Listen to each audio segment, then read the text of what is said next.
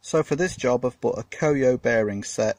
I think they're a reasonable quality Japanese bearing, so that's what we'll be using for the job on the rear wheel bearing today. So now we're just going to get the new bearing out of the pack. So here we've got the new bearing. If we compare it to the old one, you can see that on the old ones they have no seals and they're packed with grease. This one is sealed on both sides, so these are referred to on the packaging as 2RS, which is 2 rubber seals, or sometimes 2 red seals. So this one would need packing with grease. These ones don't. I've just applied a little bit of grease on the edge of this just to help it seat, and I'm probably going to use the other bearing as a drift to push this in.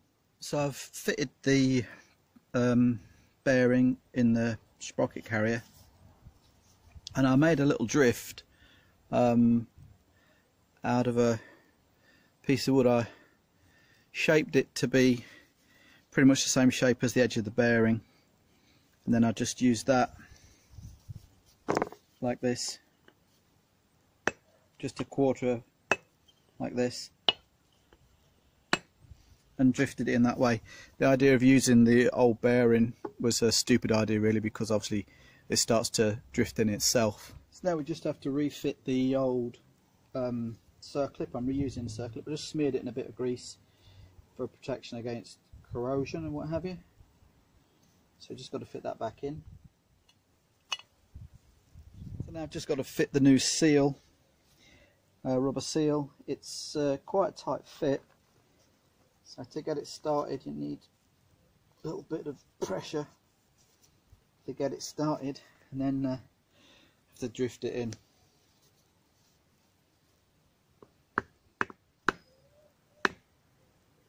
Now this spacer, which I've cleaned pretty carefully, just goes in here.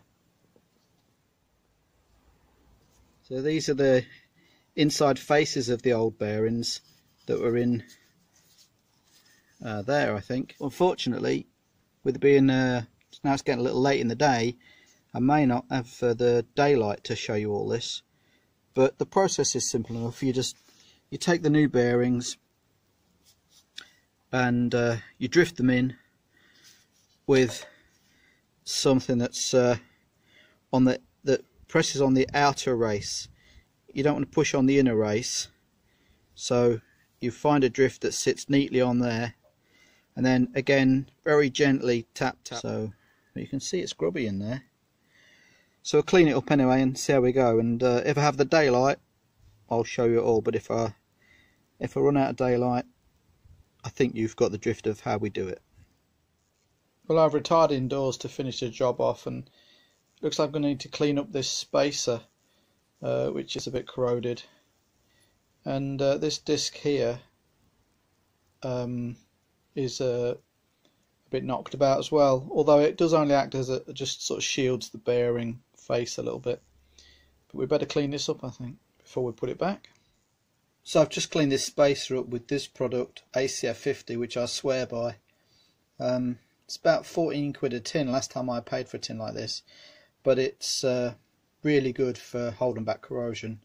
ACF stands for anti-corrosion formula, and it's good stuff. So when it comes to putting the bearings back in, it's important to remember that this spacer is directional. It'll only go from one side, so it won't fit through that hole. So you have to put the bearing in here with the circlip and then flip it over, and then this spacer goes in with this orientation, this disc up, like this. Of course, when we flip it over, it'll go in that way. Okay, so when it comes to putting the bearings back in, I've got the hot air gun, and I'm going to just try and heat this area here nice and steadily, carefully. On the other side you've got to be careful because there's a rubber seal, but here there's no rubber involved. But heat the whole area, and then the bearings have been in the fridge for a while, so the idea is that you contract the bearing and expand this area, which makes driving them home a bit easier. And to drive it in, I've got this, it's actually an adapter, but it's just about the perfect diameter so that this lip sits on the outer race of the bearing. You don't want to be applying forces to the inner race of the bearing when you're driving it in, right on the very outside edge. So this fits in here, I don't know if you can see, just about perfectly, and that's what you want, something like that.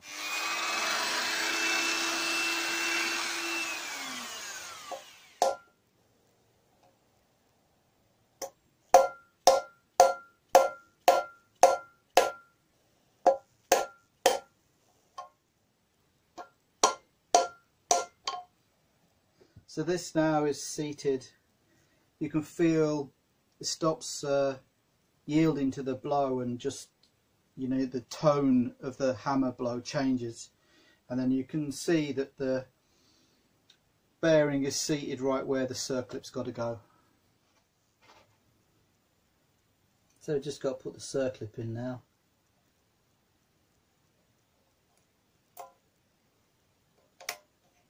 So now we can flip it over, drop the spacer in from the other side, because it'll only go from the other side, and then the other bearing only presses in as far as the spacer will allow, so it hasn't got a circlip to seat it.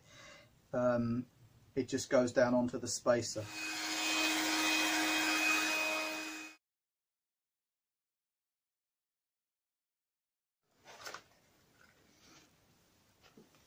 So all I've got to do now is replace this sprocket assembly where we've already fitted the bearing in here.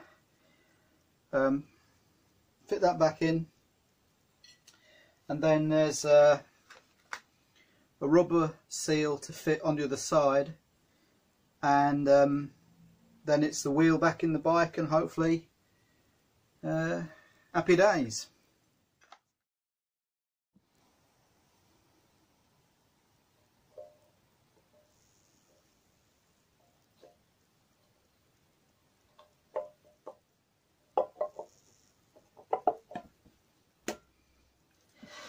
So there we are, all the way along it's been supported like this on bits of wood, so we don't apply any pressure to these faces, or particularly to the disc. And there it is, 3 bearings fitted and 2 rubber seals. Let's hope it does some good service.